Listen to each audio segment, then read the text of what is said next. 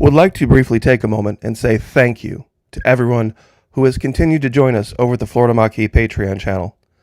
The Holy Bible teaches us, rejoice always, pray without ceasing, give thanks in all circumstances, for this is the will of God in Christ Jesus for you.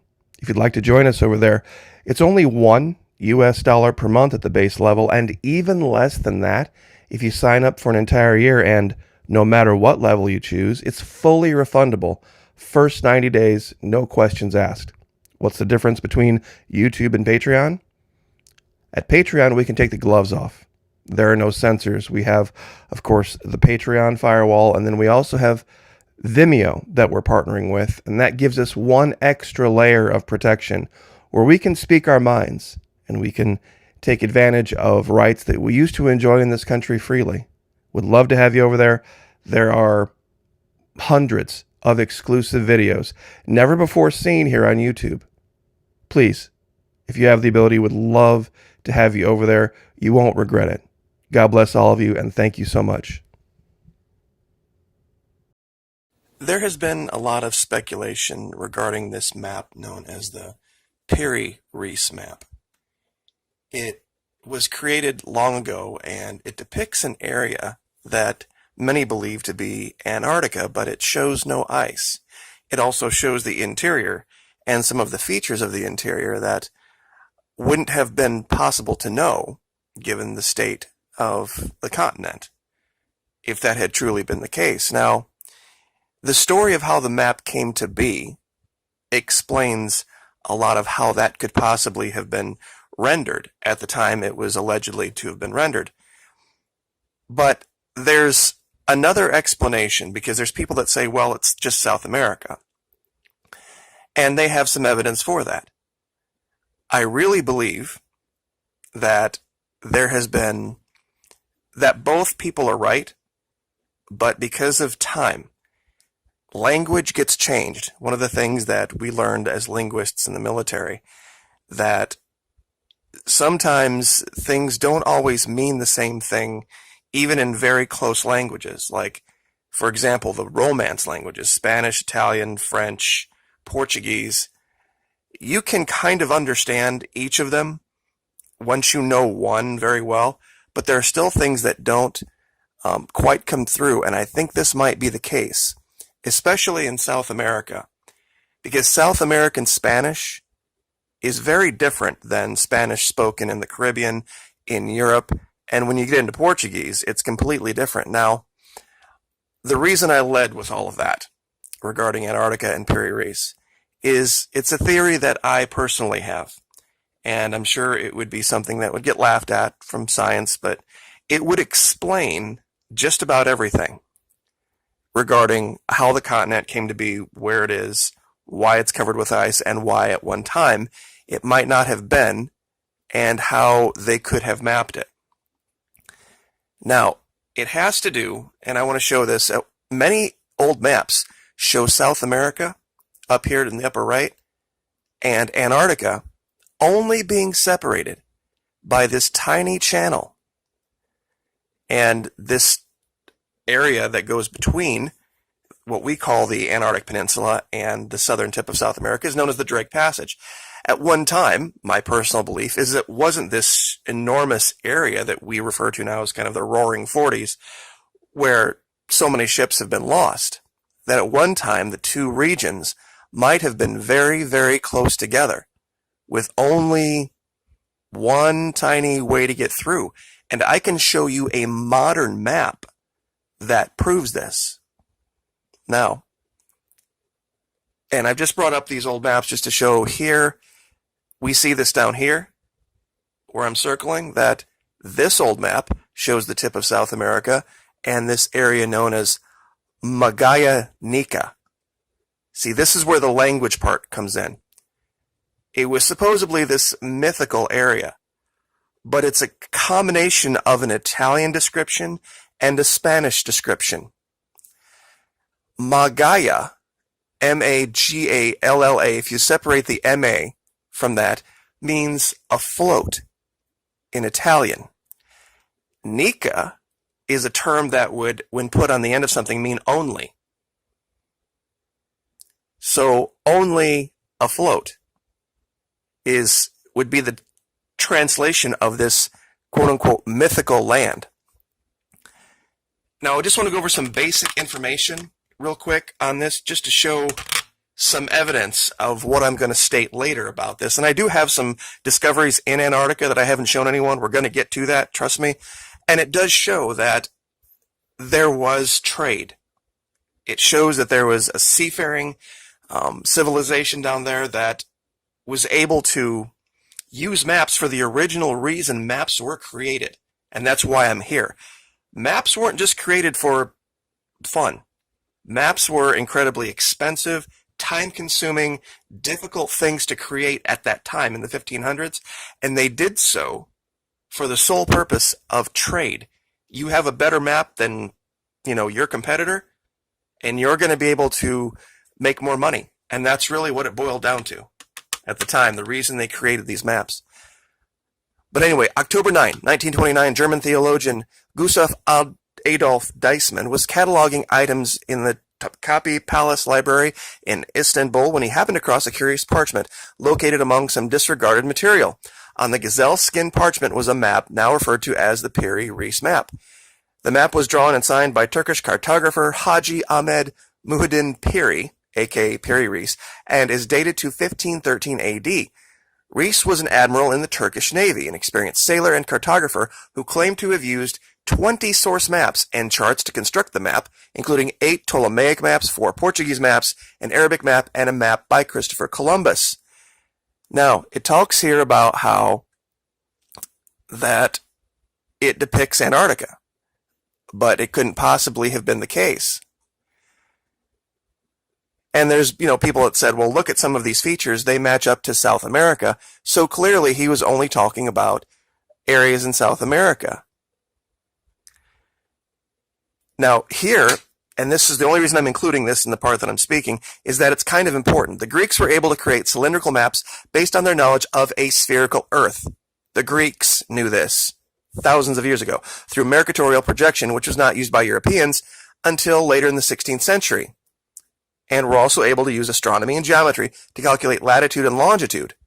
Though absolute accuracy was not possible until the invention of the chronometer in 1760, while these two feats, amazing as they are, could not be explained by use of Greek source maps and charts from the age of Alexander, nothing could explain the inclusion of, and here's the thing, Antarctica. They wouldn't have called it Antarctica at the time.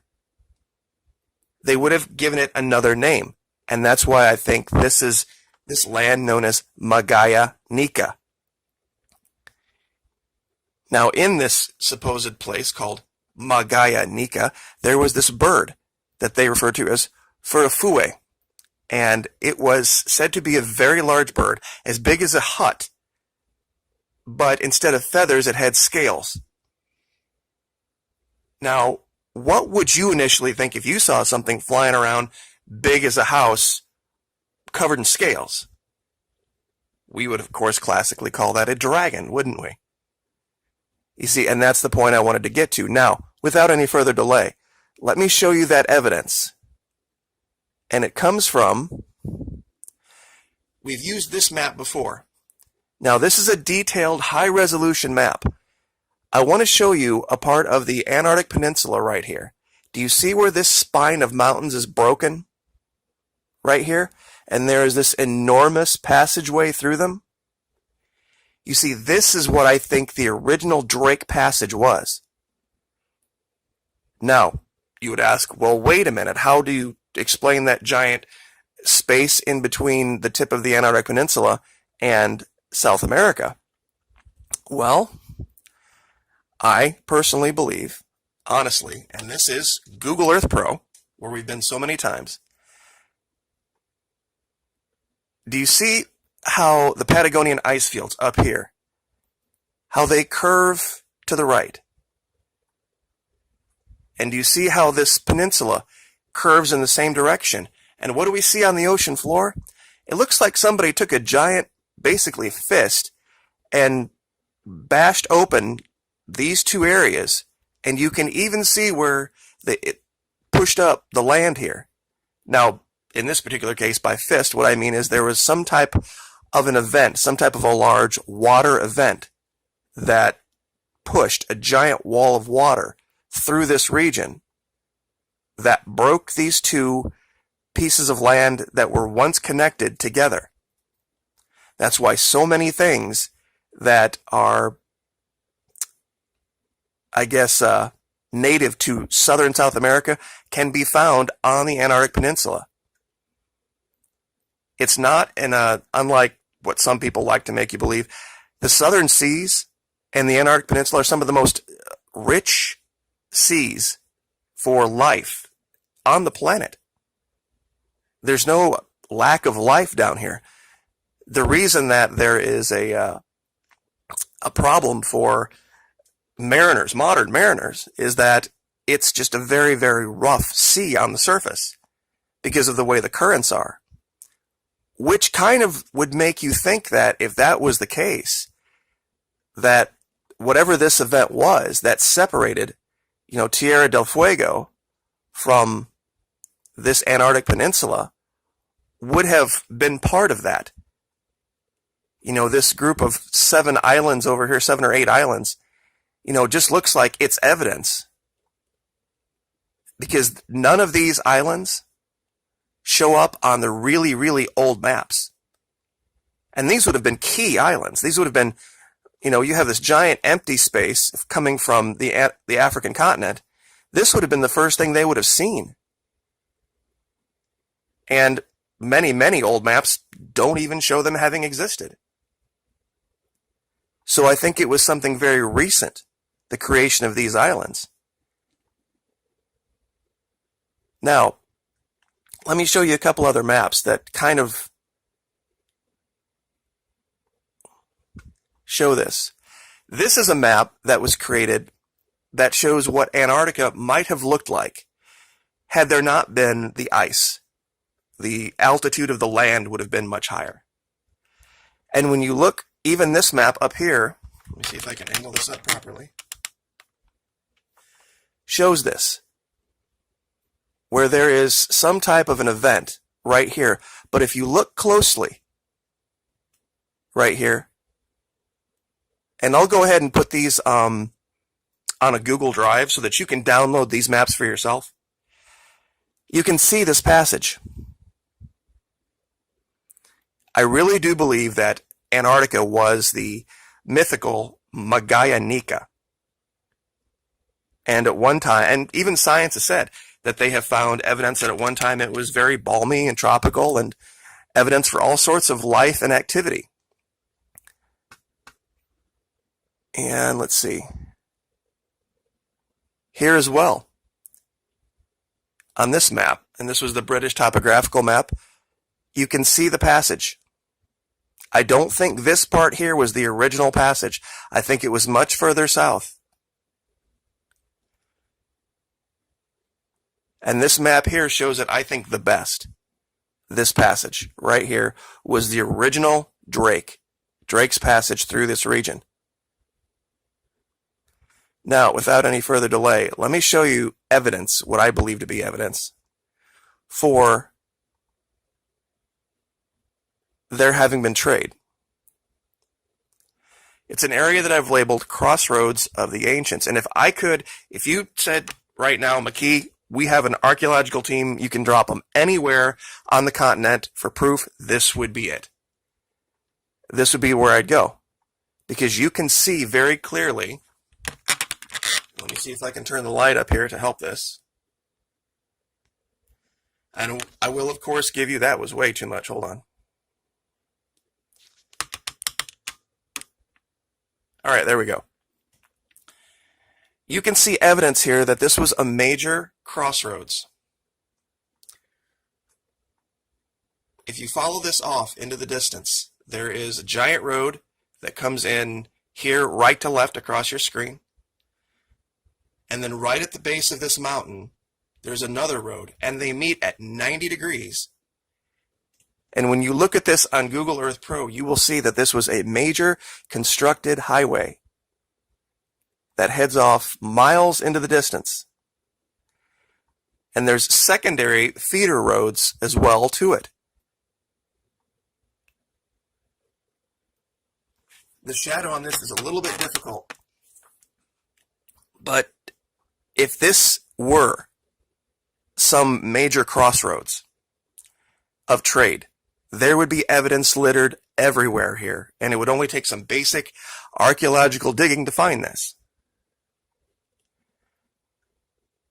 There's another crossroads here, not very far away. And only, like in the last 24 hours, I found a secondary one as well.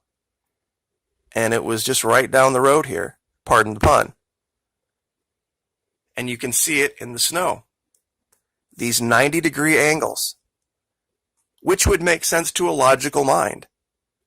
And I've shown areas like ancient Manhattan and all sorts of other areas that show evidence of cities, of roads, of buildings.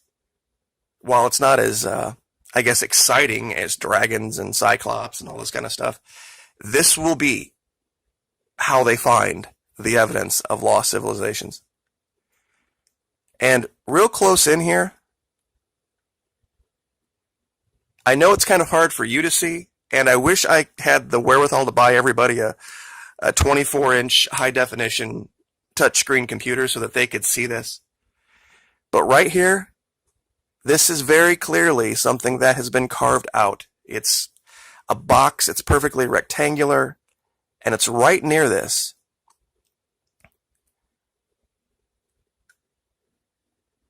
When you look at this, it's just about impossible to think that this could be some formation, some natural formation. Looking at maps from everywhere else around the world, anyway. But I think this was the mythical Maquis. And I do honestly believe that the Antarctic Peninsula, what we know to be, was connected. Absolutely part of southern South America. And it was much like Panama, in the sense that, you know, there's this very tiny strip of land, and there was a canal constructed. I mean, who knows? Maybe, just maybe, and let me show this again. And this is just theory, speculation. You see, there's this passageway here. Well, what if somebody got the bright idea, there we go, at one time in the past, that they wanted to construct another canal, but didn't realize, perhaps, maybe, that there was a major altitude difference in the Pacific Ocean and the Atlantic Ocean. And let me see if I can zoom out on this and see if I can show this so that you can see it. 1 second.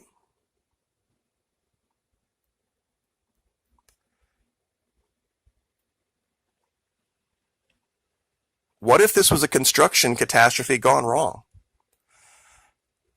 Because there is an altitude difference. The construction of the canal proved that.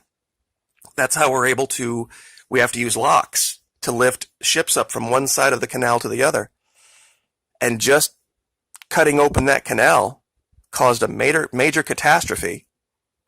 And once water started to pour through, you know what happens when there's a dam and there's higher water on one side and lower on the other? Once that water starts to go through, who knows? Maybe it wasn't construction, maybe it was an earthquake in the region. We do know that this is Ring of Fire. A major earthquake lowers the land 8-10 feet, like what happened in Fukushima, and water starts to run through from one side to the other, and all of a sudden, you know, a river becomes this giant rushing gorge, and then it just keeps going and going and going with the force of an ocean. This could have happened over a period of, 75 or 100 years. But that's, of course, speculation. But that's what I really think is the case here. And it would make both people right. That, yes, South America, and yes, Antarctica, but they were at one time one joined area. And I guess I will just leave that there. Theories being what they are. What do you guys think? Like, share, subscribe, and we will see you next time.